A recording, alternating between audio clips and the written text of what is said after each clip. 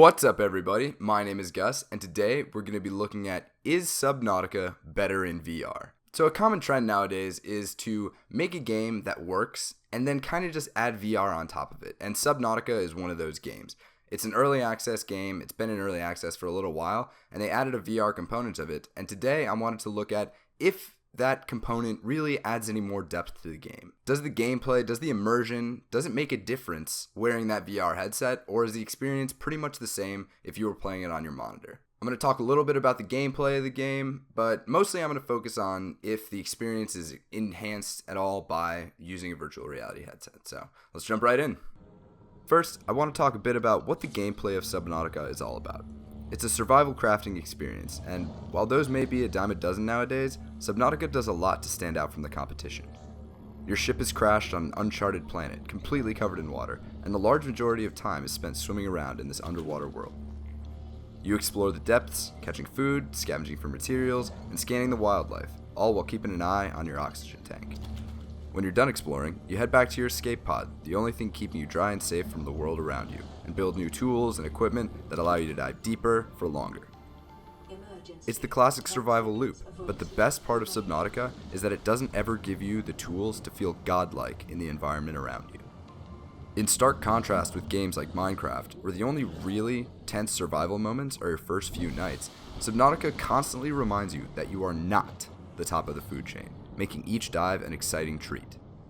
With only a scanner, a flashlight, and a tiny knife, the game makes you think twice if you want to explore that deep dark trench, and, thanks to the incredible sound design, makes every second you're in there a heart-pounding and tense experience. It constantly gives you that first night of Minecraft feeling throughout the entire game, which keeps it fresh and interesting time after time. 30 seconds of oxygen remaining. So the game is great, but does VR make it better?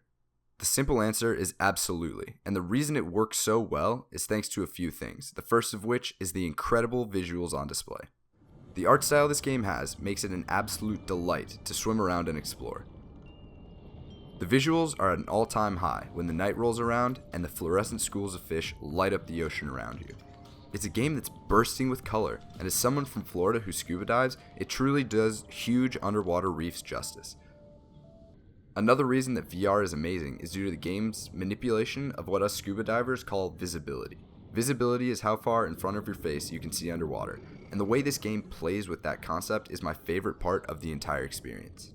One minute you're in crystal clear surface water and can see for hundreds of feet in every direction, and the next you're in murky green water with a mere couple of feet of visibility. This adds so much to the atmosphere and realism of the experience, and makes those deep dives into murky trenches and caves so tense and exciting.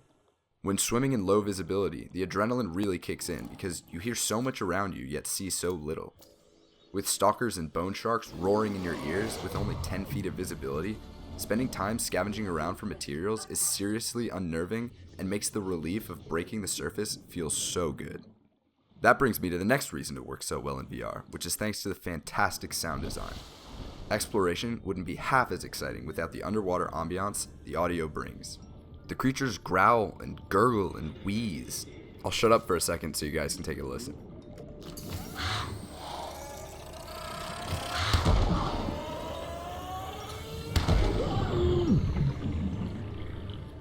My personal favorite touch is the music, which plays when you're close to your escape pod and gets quieter and quieter as you explore further and further. Soon, there's complete silence, only the sounds of the creatures around you, and you start to wish that the music would play all the time as you dive deeper and deeper into the ocean. It's such a small touch, but it does so much, and I have to tip my hat to the developers for such attention to detail. Being such a solid game alone makes it worth the money, and the fact that the VR components enhance it so much makes Subnautica something that shouldn't be missed. Even though it's still an early access game, it easily earned my stamp of approval, and I can't wait for the full game to be released to see what's in store. Thanks for watching. If you like this review, click the annotations above for more of my videos. Also, don't forget to subscribe. I post reviews, gameplays, and first looks for VR games, so if that sounds up your alley, be sure to click subscribe so you don't miss a thing. See you guys in the next video.